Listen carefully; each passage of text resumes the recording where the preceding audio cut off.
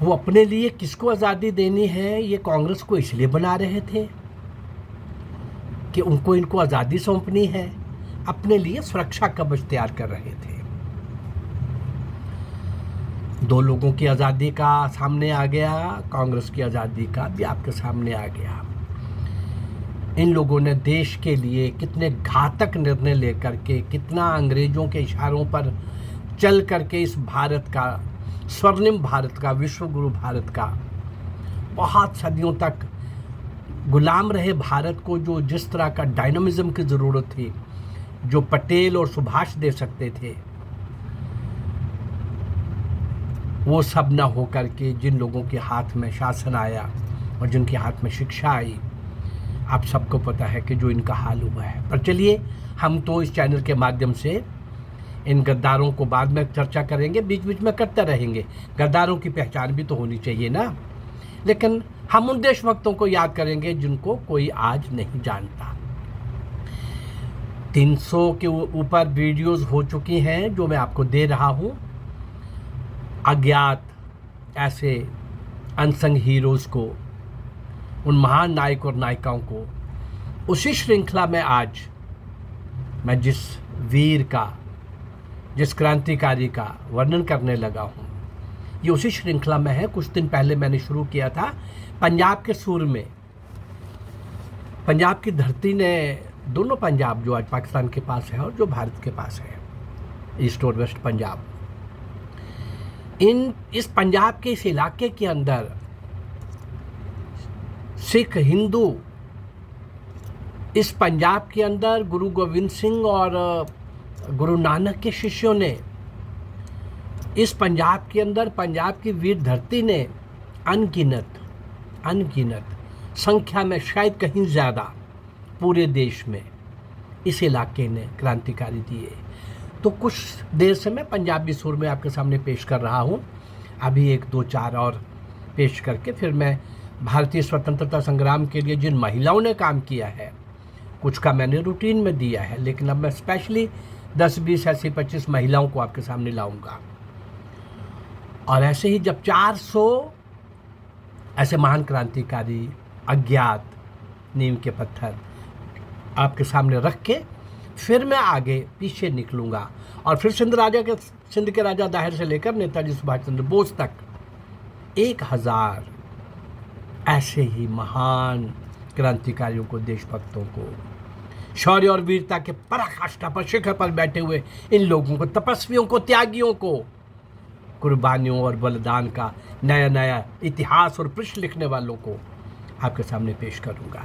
आइए, आज हम जिस महान व्यक्ति को पेश कर रहे हैं आपके सामने, भूले बिसरे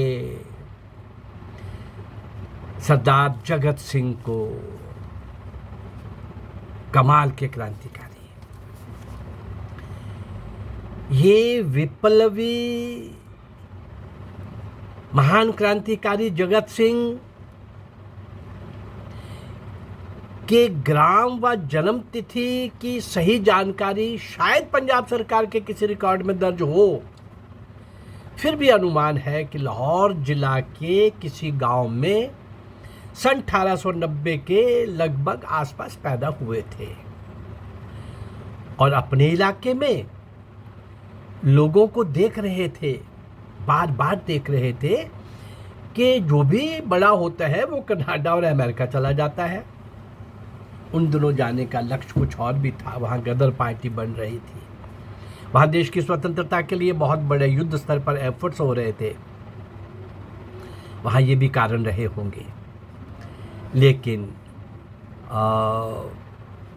जगत सिंह ने जब ये देखा तो इनके मन में भी आया कि मैं भी जाऊं। ये भी चले गए और वहाँ जब भारत की स्वतंत्रता के लिए गदर पार्टी के गठन के बाद भारत को आज़ाद कराने की इच्छा से सन 1913 और 14 में भारत लौट आए थे। बहुत सारे लोग भारत लौटे थे उन दिनों। बहुत बड़ी योजना थी 15 को, वो योजना सफल नहीं हो पाई, वो बात अलग है। फरवरी 1915 में 1857 से भी बड़ी क्रांति करने की योजना थी।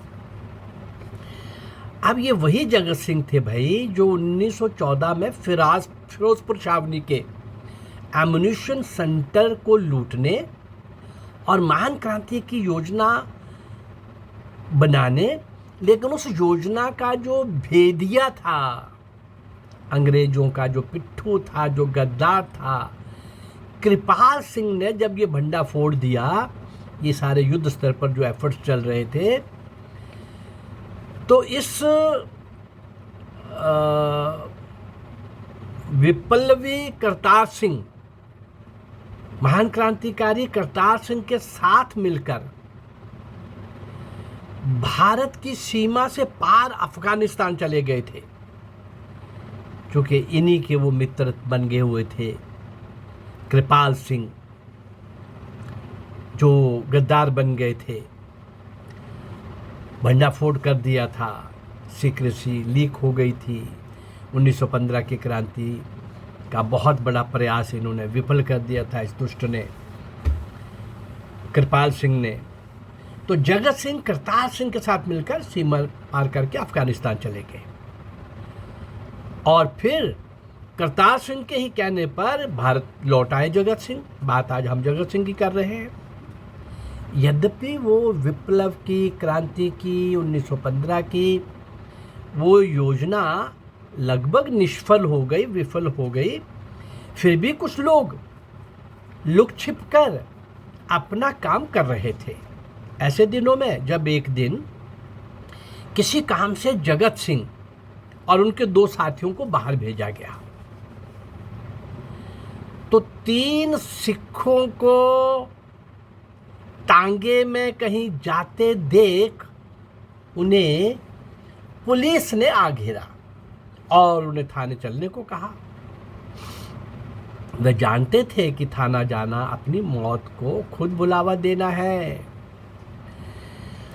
इसलिए वे थाना जाने के बजाय गोलियों से पुलिस वालों से निपटने लग गए, मुकाबला करने लग पड़े, नहीं जाएंगे। कुछ देर गोली चलने के बाद तीनों में से एक तो भागने में सफल हो गए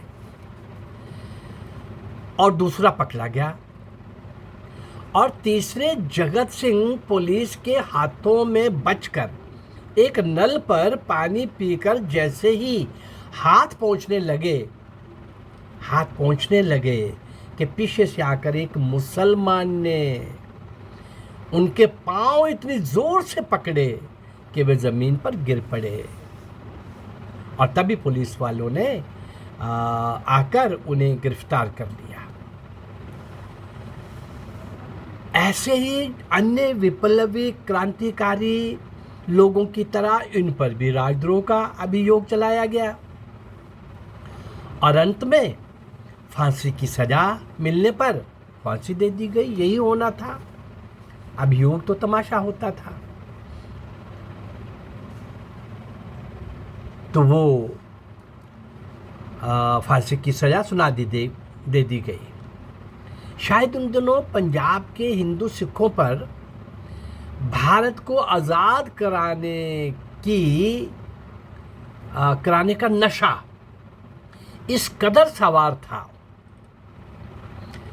कि हर पंजाब का सिख हिंदू नौजवान फांसी के फंदे पर झूलने को वरमाला समझने लगा था। भारत की आज़ादी के लिए बलिदान होने वालों में पंजाब के खालसा यानी गुरु के शिष्य सिख संस्था में भारत के किसी प्रांत से सबसे अधिक है, इसमें कोई दो राय नहीं। परंतु इनका इतिहास, उनकी कुर्बानी और उनका त्यागी जीवन की दास्ताएं,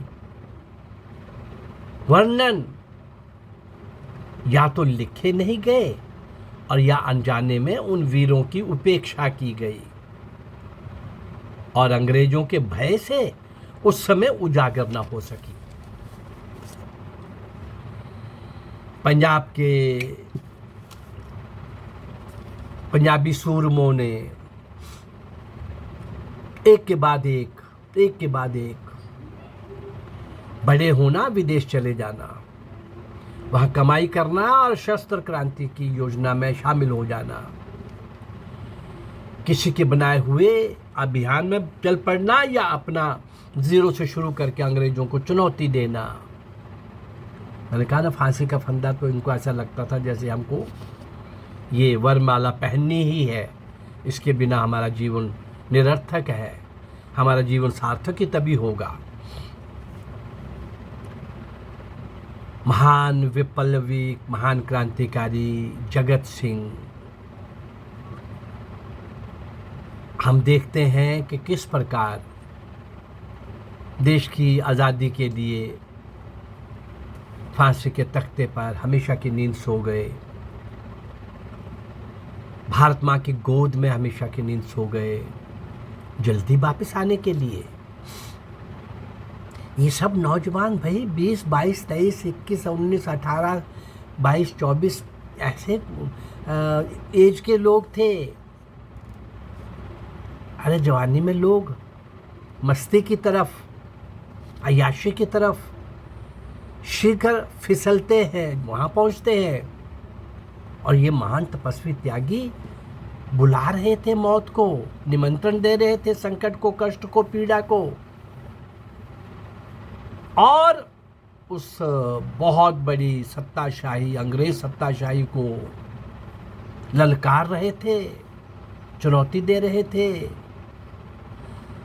अंग्रेजों ने यद्यपि भारतीय देशभक्तों के लिए भय और आतंक का वातावरण बना रहा था, बहुत अत्याचार करते हुए, क्रूरता का नंगा नाच नाचते हुए, छोटी छोटी बात पर फांसी के तख्ते पर पहुंचाते हुए, एक तरफ वो अगर ऐसा कर रहे थे तो सशस्त्र क्रांति का संकल्प लेकर के आगे बढ़ने वाले नौजवानों ने भी अंग्रेजों के लिए भय और आतंक का वातावरण बना के रखा हुआ था। और उनको मैसेज जाता था, एक ही दिन, एक घंटा पूरे देश के अंदर बॉम्ब से सारे अंग्रेजों को उड़ा दिया जाएगा। कहीं ना कहीं मरना किसी को अच्छा नहीं लगता भाई, कहीं ना कहीं ये भय उनके दिल मन के किसी कोने में बना रहता था। सेकेंड वर्ल्ड वार और नेताजी सुभाष चंद्र का आखिरी अटैक, नेवी का विद्रोह और इन्फेंट्री में कानाफूसी, ये सारा होते देखकर उनको लगा कि अब जाना ही ठीक है। और हमें बताया गया कि आज़ादी, और वहाँ के प्रधानमंत्री ने, ब्रिटिश के प्रधानमंत्री इटली ने, जब पूछा गया उनसे कि क्या गांधी के सत्याग्रहों का असर हुआ आपको वापस आने में, उन्होंने कहा 1% भी नहीं, वो तो हमें सूट करते थे। वो क्या होता था, एक दिन, 2 दिन, 1 घंटा, 2 घंटे, 4 घंटे आएंगे, सत्याग्रह करेंगे,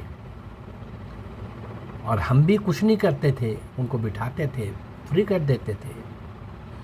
उनका भी नाम स्वतंत्रता सेनानियों में हो जाता था, हमारा बिगड़ता कुछ नहीं था, हमको जो करना था वो कर रहे थे। इटली ने बोला, ब्रिटिश के प्रधानमंत्री ने बोला कि आखिरी कील अगर ठोकी गई है हमारे इस वापस आने में तो वो नेताजी सुभाष चंद्र बोस है। लेकिन इतना ही नहीं, सशस्त्र क्रांतिकारी जितने भी थे इस देश के अंदर, उन सब का भी हमारे दिलो दिमाग के ऊपर असर था, प्रभाव था। इन महान क्रांतिकारियों को मैं आपके सामने ला रहा हूँ, इनको कहीं नहीं लाया गया, इतिहास में कहीं नहीं पढ़ाया गया।